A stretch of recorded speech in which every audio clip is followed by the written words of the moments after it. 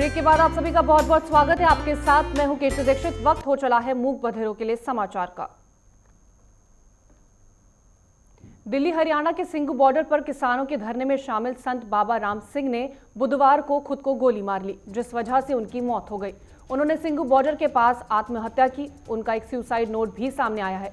Suicide note के मुताबिक संत बाबा राम सिंह ने किसानों पर सरकार के जुल्म के खिलाफ आत्महत्या की है। संत बाबा राम सिंह ने सुसाइड नोट में लिखा है कि किसानों का दुख देखा, वो अपना हक लेने के लिए सड़कों पर हैं। बहुत दिल दुखा है, सरकार न्याय नहीं दे रही। जुल्म करना पाप है, जुल्म सहना भी पाप है।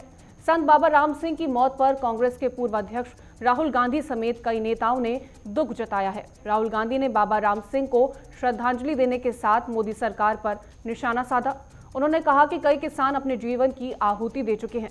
मोदी सरकार क्रूरता की हर हद पार कर चुकी है। बता दें कि बाबा राम सिंह करनाल के रहने वाले हैं। संत बाबा राम सिंह किसान होने के साथ धार्मिक उपदेशक भी हैं। वो पिछले कुछ दिनों से दिल्ली में थे और किसानों के समर्थन में आवाज उठा रहे थे। मध्य प्रदेश में कांग्रेस की सरकार गिरने को लेकर बीजेपी के महासचिव कैलाश विजयवर्गीय का बड़ा खुलासा सामने आया है। उन्होंने एक किसान सम्मेलन को संबोधित करते हुए दावा किया कि कमलनाथ सरकार को गिराने में प्रधानमंत्री नरेंद्र मोदी ने महत्वपूर्ण भूमिका निभाई है। विजयवर्गीय ने भाजपा के किसान सम्मेलन में कहा, आप किसी को बताना मत, मैंने आज तक किसी को नहीं बताया। पहली बार इस मंच से बता रहा हूं कि कमलनाथ सरकार को गिराने में अगर किसी ने अहम भूमिका निभाई थी तो वो थे प्रधानमंत्री नरेंद्र मोदी, धर्मेंद्र प्रधान नहीं। इससे पहले जून में मुख्यमंत्री शिवराज सिंह चौहान ने कहा था कि बीजेपी के केंद्रीय नेतृत्व ने कांग्रेस सरकार को गिराने का काम किया है। वहीं मध्य प्रदेश के कांग्रेस प्रवक्ता नरेंद्र सलूजा ने विजयवर्गीय के भाषण के वीडियो को ट्वीट किया और लिखा है कि देश के प्रधानमंत्री नरेंद्र मोदी कांग्रेस की चुनी हुई संवैधानिक सरकारों को असंवैधानिक तरीके से गिराते हैं। भारत और बांग्लादेश के बीच आज डिजिटल शिखर सम्मेलन आयोजित किया जा रहा है, जहां बांग्लादेश की प्रधानमंत्री शेख हसीना और भारत के प्रधानमंत्री नरेंद्र मोदी डिजिटल शिखर सम्मेलन में शामिल हो रहे हैं।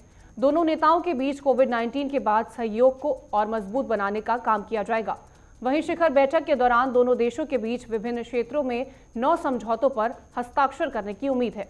शिखर सम्मेलन के दौरान साझी नदियों में जल बंटवारे पर प्रमुखता से चर्चा होने वाली है। इस डिजिटल बैठक में भारत और बांग्लादेश के बीच 55 सालों के बाद सीमा पार रेलगाड़ी चलाने पर सहमति हो सकती है। रेलवे लाइन के अलावा भारत और बांग्लादेश में कई अन्य समझौतों पर आज बैठक में मुहर लगाई जा सकती है। उम्मीद लगाई जा रही है कि असम और पश्चिम बंगाल का बांग्लादेश से बेहतर संपर्क के लिए चिल्हाटी हल्दीबाड़ी रेलवे मार्ग का उद्घाटन होने पर चर्चा होगी। भारत में लगातार चौथे दिन 30,000 से कम कोरोना के केस सामने आए हैं। पिछले 24 घंटे में 24,010 नए संक्रमित मरीज मिले। वहीं पिछले दिन 355 लोगों की कोरोना से मौत हो गई। हालांकि बीते दिन 33,291 मरीज कोरोना से ठीक भी हुए। बता दें कि देश में कोरोना संक्रमितों का आंकड़ा अब 1 करोड़ के पास पहुंच गया है। स्वास्थ्य मंत्रालय के ताजा आंकड़ों के अनुसार भारत में कोरोना के कुल मामले बढ़कर 99,56,000 के पार हो चुके हैं। वहीं में से अब तक 1,44,451 लोगों को अपनी जान गंवानी पड़ी है, जबकि 94,89,000 लोग कोरोना को मात देकर के ठीक हो चुके हैं। आईसीएमआर के मुताबिक 16 दिसंबर को कोरोना वायरस के लिए कुल 15 करोड़ 78 लाख कोरोना के सैंपल टेस्ट किए गए हैं। वहीं कोरोना मामले बढ़ने से यह संख्या दुनिया में अमेरिका, ब्राजील, टर्की, जर्मनी, रूस, ब्रिटेन के बाद सबसे ज्यादा है। वहीं मौत की संख्या में 9वें नंबर पर है। भारत बायोटेक की स्वदेशी कोरोना वैक्सीन कोवैक्सीन ने पहले फेज के क्लिनिकल ट्रायल में बेहतर इम्यून रिस्पांस दिखाया है। ट्रायल के दौरान इस वैक्सीन का वॉलंटियर पर कोई साइड इफेक्ट देखने को नहीं मिला। पहले चरण के क्लिनिकल ट्रायल के अंतरिम नतीजों से पता चला कि सभी आयु वर्ग के समूहों पर कोई गंभीर या प्रतिकूल प्रभाव देखने को नहीं मिला है।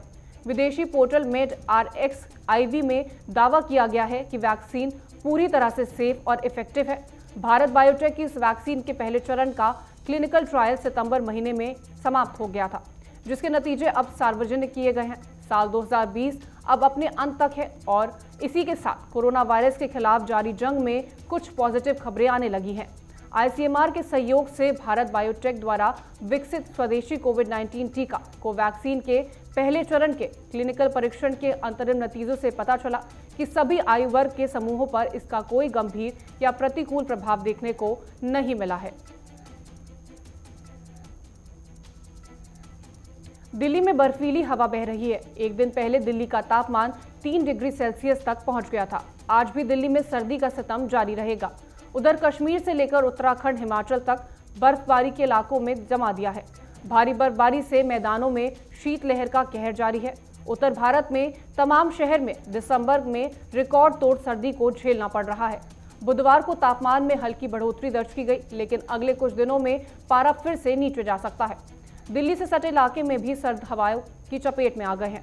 सुबह के वक्त कोहरा भी देखा जा रहा है। हिमाचल और पंजाब में भी ठंड के साथ कोहरे का कहर जारी है। राजस्थान के माउंट आबू में घने कोहरे के बीच तापमान 1 डिग्री पर पहुंच गया है। वहीं मध्य प्रदेश में भी सर्द हवाओं ने लोगों को बेहाल करके रखा है। उत्तर भारत के मौसम ये सर्द हाल पहाड़ों से आ रही ठंडी हवाओं के चलते हुआ है।